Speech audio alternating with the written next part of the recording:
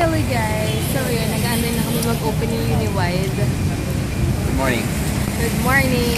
And Friday na! Woohoo! GIF. See you tomorrow guys. And ano ba?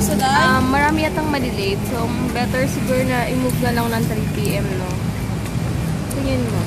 Much better siguro kung 3 kasi ganun talaga Saturday siguro may mga iba din silang gagawin.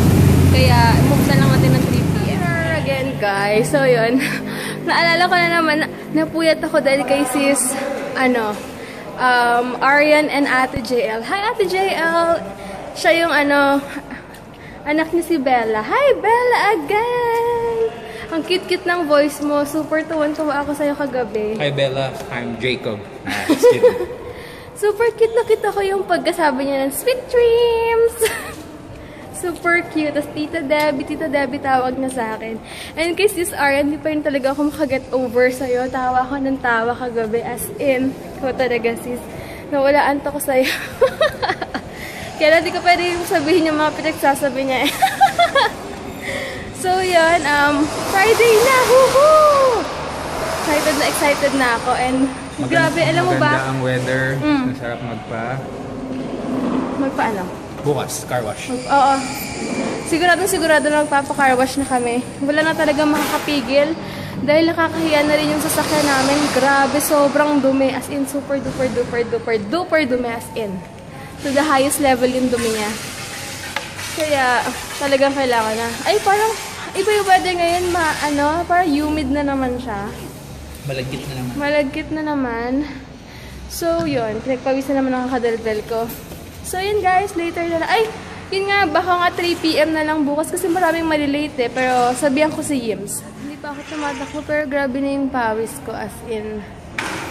So, iba talaga ang weather ngayon. Grabe kahapon talaga, napagod ako. Sobrang pagod pero worth it naman. And thank you sa mga nag-order guys. Grabe. And mamaya ulit, ganun ulit ang life. Gym. So, guys, sana hindi kayo nagsasawang ang laging opening ko dito or naglalakad kami or what. Kasi yun talaga ginagawa namin pag Tuesday, Wednesday, and Friday. Naiiba lang pag Monday kasi nasa Cavite kami and then Thursday, hindi kami nagde-gym. So, sana wag kayong magsawa sa mga background namin palagi na paulit-ulit na ito na lang. So, yun. Pagod siyang, hindi siya ganun ka-hyper today kasi siguro Friday na and kailangan niya ng energy later dahil ilang days na siya nag-work. Siyempre, sino ba naman hindi mapapagod, di ba? Kaya, ganun talaga ang life. Hyper pa rin ako. Hyper ka pa rin ba? Yup. So, yun. Bye! Hindi na ako masyadong nag-skipping rope. Wala lang, pagod ako eh. Di bali, okay lang nakapag-workout, nakakapag-cardio naman ako ng sobra last Tuesday and Wednesday. So, kahit na hindi ako masyadong ngayon. Ay, kapala guys. Nakita ko kasi kahapon yung binigay sa akin na moisturizer na Clinique. Panggabi ko lang yan, panggabi. Trinay ko siya ulit. Kasi nga, nag-stop muna ako mag-moisturizer. Wala, ewan ko, hindi ko lang feel. Tapos, trinay ko siya. Feeling ko talaga hiyang ako sa mga Clinique moisturizer. Kasi naman, ang mahal-mahal. Ano ba naman yan? Alam mo yun, kaya lang ako nagkaka-clinic ng moisturizer kasi pag binibigyan ako ng mga pinsan ko and tita ko. Katulad yan, meron daw pinadala sa akin yung pinsan ko kasi dapat birthday gift niya sa akin. No? Yun. Dapat sa September pa daw niya ibibigay. Yung mami niya, si Tita Beck, yung kasama namin nung Sunday, dapat surprise na dapat ako surprise niya ako dapat next month. Yun ang gift nila sa akin, yung moisturizer. Kaya lang, hindi na natiis na sabihin sa akin. Sabi niya lang na, may gift kami sa'yo, pero sa September na. Hindi na yung surprise. Sabi ko, ano yun? Sabi niya, basta Clinique. Kung anong Clinique? So, yun. Yung pala, moisturizer, sinabi na ng pinsan ko. Sabi niya, since sinabi na naman ni mami na may gift kami sa'yo, sabihin ko na moisturizer. So, yun, tuwang-tuwa ako. Kaya lang, hindi ko pa siya magagamit dahil nga ayaw pa ibigay ng tita ko. Kasi daw sa birthday ko, wala daw akong bubuksan. Imagine niyo nakakaasar. Imbis na ginagamit ko na siya, diba? Pero ubusin ko muna itong ginagamit kong binigay sa akin ng tita ko from Canada. At this next month, tama-tama, yun nagagamitin ko. So, yun. Pero pang gabi lang yun. Pero pang umaga ay white pa din. So, yun. Tapos na si Heinz. We're here again sa gym. Ang konti ng tao, as usual. Siguro yung iba tinatamad pa. Buti na lang. Super cute ng bagong color, oh. Para sa nag-glow in the dark. Oo. Gusto mo? Isa? Share tayo. Gusto mo rin? Share tayo. Ano dyan? Dyan. These are your customers' soaps. Ganyan lang binababa. Medyo haggard ako today, pero okay lang. Sobrang oily lang skin ko. Hello daw sa, inyo, sabi ng oily face ko. Anyway, wala akong time umidlip. Una-una kasi marami nagbabayad. And walang time walang time umidlip talaga. And daming order. Tapos maya't maya, marami nagte-text. So, yun. Kaya wala talagang time. Anyway, ginagawa ko ngayon, nagdidikit ako ng mga stickers. Pasensya na sa face ko.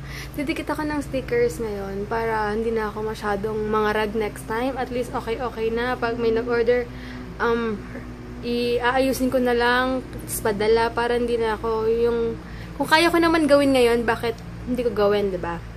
And less hassle na rin in the future para padala na ng padala. So, yun, magkikita pala kami ni Sis Iza from Korea next week. Woo! Excited na ako, sis.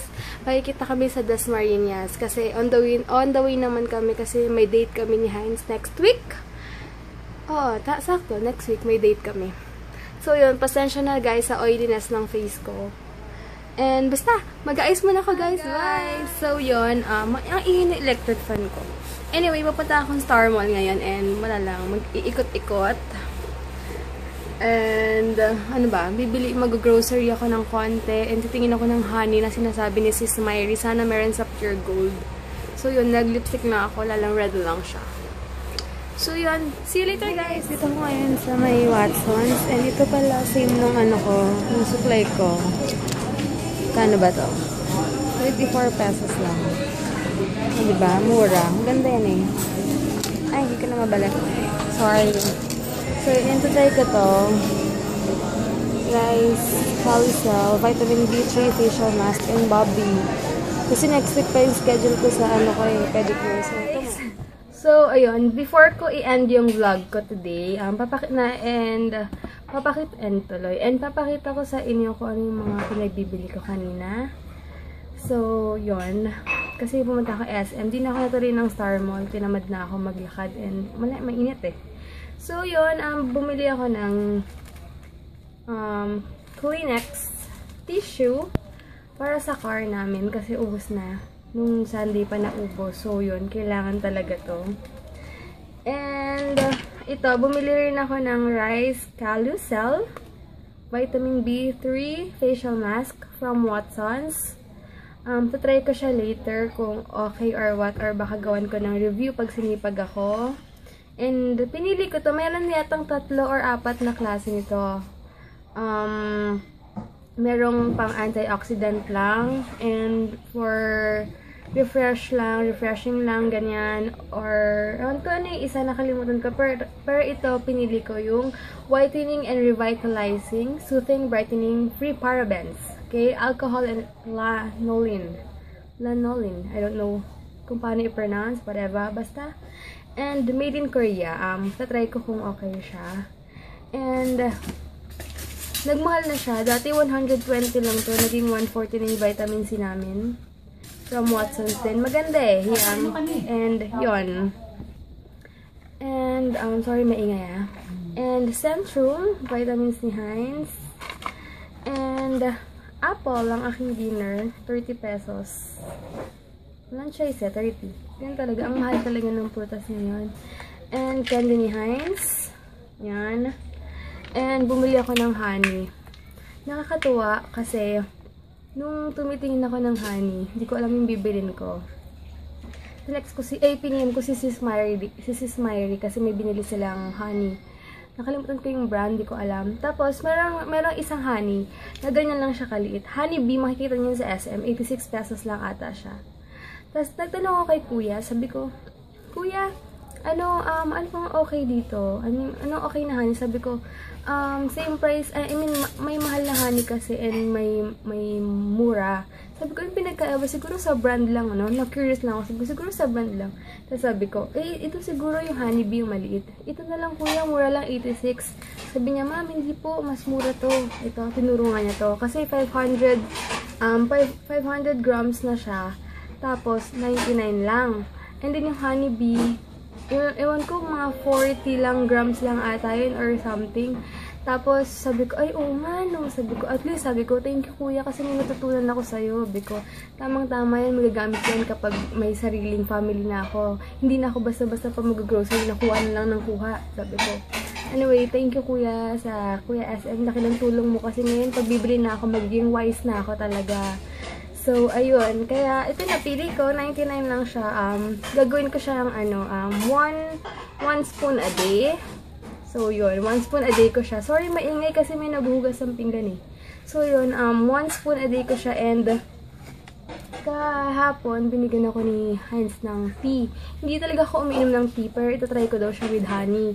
Tapos, sabi niya, inumin mo yan. Sabi niya kahapon, inumin mo yan kapag relax ka lang, ganito. Kahapon busy ako, hindi ako na-relax. So, no, hindi ko na-inom siya. Hindi ko na-inom yung tea ko. Kasi sabi niya sorry.